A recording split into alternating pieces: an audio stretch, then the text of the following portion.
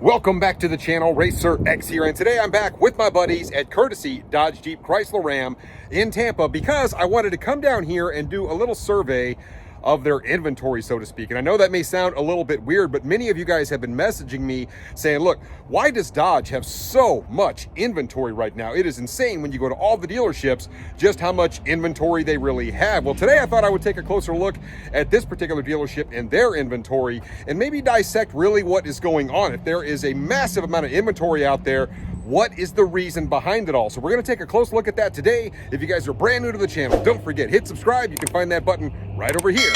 And off we go. T-minus 15 seconds.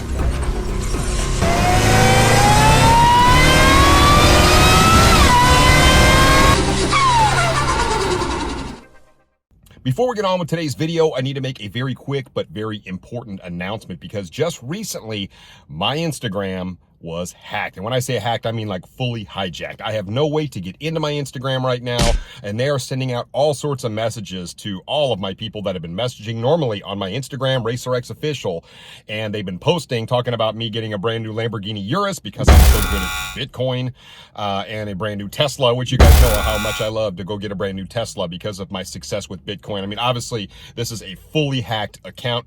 They got in through my email. It's a really long story. Tried to get into my YouTube, shut my YouTube down, tried to get into all my bank accounts, tried to get into my charge car. I mean, you name it. They tried to infiltrate everything. And I was able to shut down just about all of it, except for Instagram. You cannot contact Instagram. There's no way to contact them. So unfortunately, RacerXOfficial is completely dead. So I have a brand new Instagram out there, RacerX New. I just opened it up today. So you guys can contact me, RacerX New at Instagram. I also just did a brand new email for the channel, RacerXOfficial at Yahoo. So you guys can actually email me as well. So brand new Instagram, please, if you get any messages at all from RacerXOfficial, do me a huge favor. Go in, mark it actually like hacked on your account. You can actually go in and you can do suspicious activity or hacked.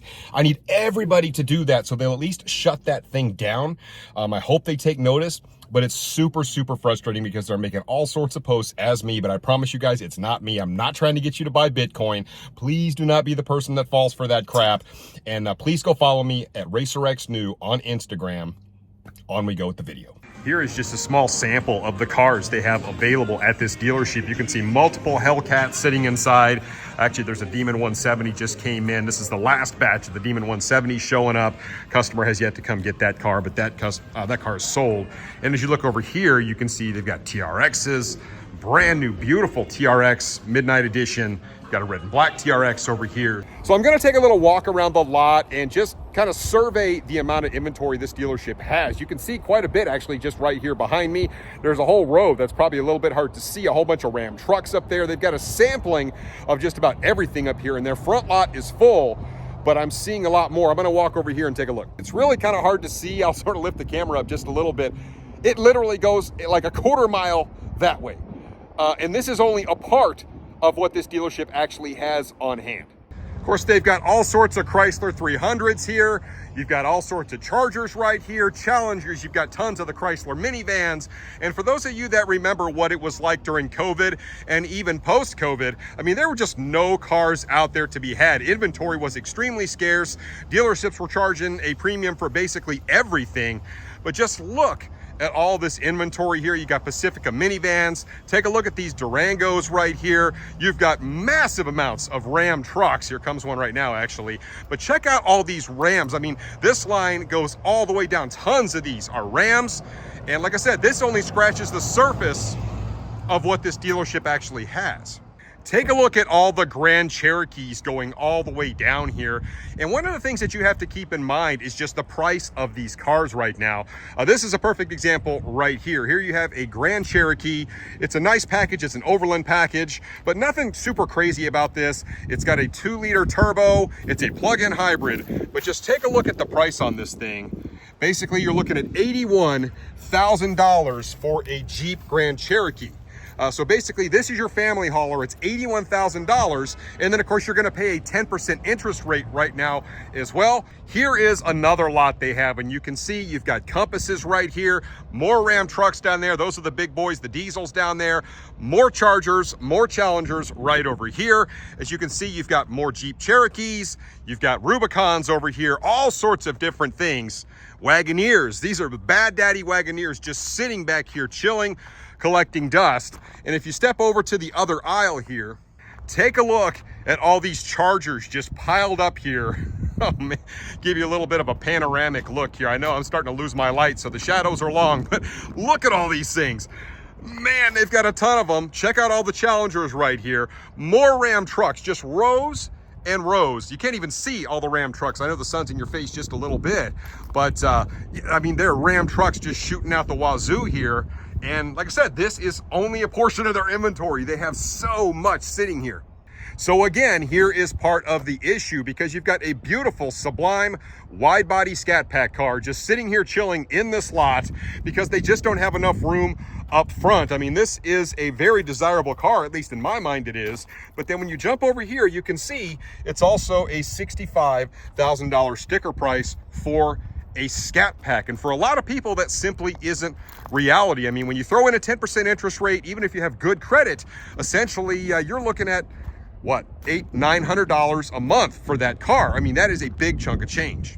Now, they've got a couple of Hornets just sitting over here chilling, but they've got a whole bunch of Hornets up over there where I haven't showed you. I'm not going to walk up there. I did see them a little earlier, just a whole bunch of Hornets up there as well, if you were thinking about where those are. So you can see this is one dealership, and this dealership has not been able to move this inventory. It's literally just sitting out here collecting dust, and that is a little bit of a sobering thought.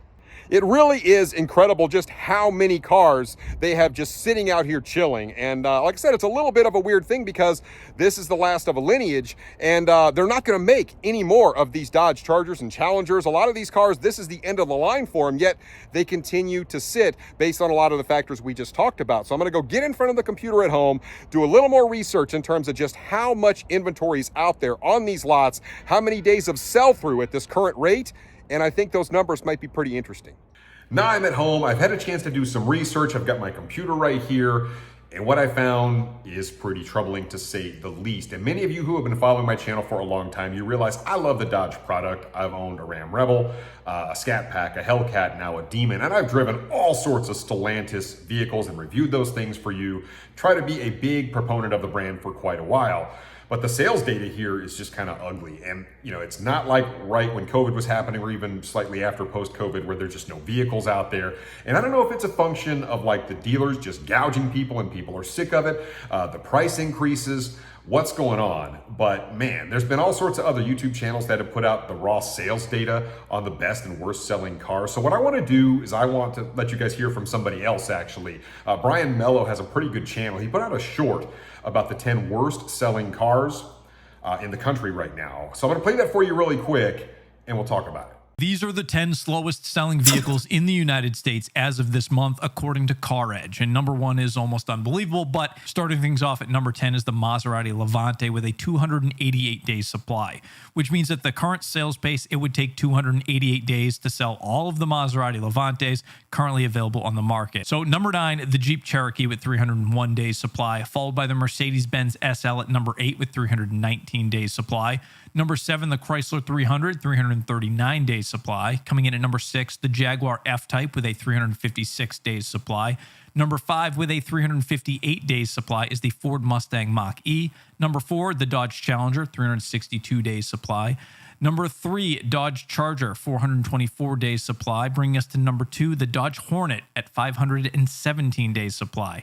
And finally, at number 1, the slowest selling vehicle with an insane 784 days supply is the Ram 2500.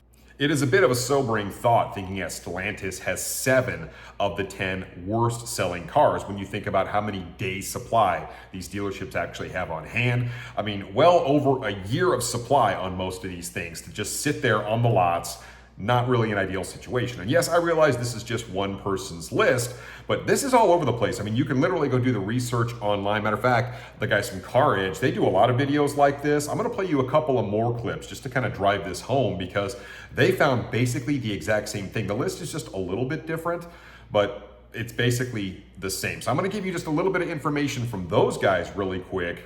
We'll talk about it. Dodge is leading the charge again, Dad. The Dodge Hornet has a 506 days supply of inventory nationwide. 13,275 Dodge Hornets for sale nationwide. Only 1,180 have sold in the last 45 days. Let's go to number 2, Dodge Charger, 488 days supply. Ram 2500, 436 days supply. Dodge Challenger, 364 days supply. And the Chrysler 300, a 361 days supply.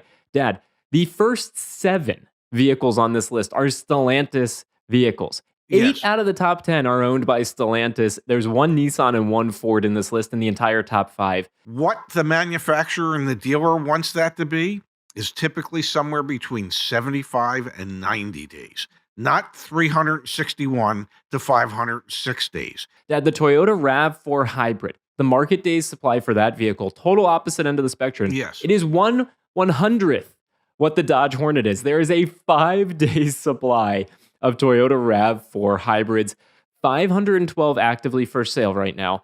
4,631 of them have sold in the last 45 days. Yes. Polar opposite end of the spectrum here. It is mind-boggling to see these numbers back to back. Less than a week supply as compared to a year and a half supply. 3 of the top 5 vehicles that are the fastest selling, the most quickly turned inventory are Toyota products. So let that sink in. So there it is again. You can see other people kind of affirming that these Dodge and Stellantis vehicles, they are just not selling right now. And it's got to be hard on the salespeople, all that kind of stuff. Multiple things have to be at play right now. And I will tell you, there is a Toyota store right across the street. And while I'm not the kind of person that's in a massive hurry to go out and buy a Toyota RAV4 hybrid, that is just not in my wheelhouse. When you walk into the Toyota dealerships, they are freaking packed. There are people everywhere. So you don't have a lot of brand loyal, oh, I have to have a Toyota everything, but Toyota sells at a lower price point. They're reliable cars and they are killing the game right now. And then if you walk into a lot of your Dodge stores, it's just not very busy. I freely admit that. I've walked into multiple Dodge stores all over the place, and it's pretty rare when you walk in and they are just slam packed like a Toyota dealership. Now, is it because so many people are sick of all the games that the Dodge dealerships were playing in terms of markup and all the garbage happening? Perhaps that's part of it. Perhaps it's just the higher price point. If you walk in, like I showed you on the video earlier, I mean, if you want to go get a family hauler or Grand Cherokee, I mean, you could pay as much as $80,000 or $90,000, and that's not even the high level like Bad Daddy Trackhawk or anything like that. The TRX is a perfect example. I showed you a couple of TRXs earlier in the video. And when I ordered my TRX, maybe 3 years ago, that truck came in, it was a level 1 truck, and it came in at like $82,000. Well, those 2 trucks are $125,000 and $131,000 respectively. And so that'll give you some idea as to what kind of price increases we're seeing. And with interest rates being really high and all the things happening in the market right now, the inflation, they're not getting paid as much as inflation has just kind of ballooned up. And it's just so much harder to afford that much car. I have a feeling that has a lot to do with it.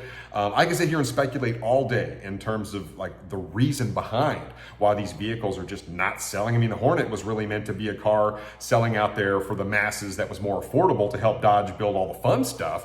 But those things are not selling at all. There was a little bit of buzz around them when they first came out, but they're having a hard time selling the Hornet, as you heard.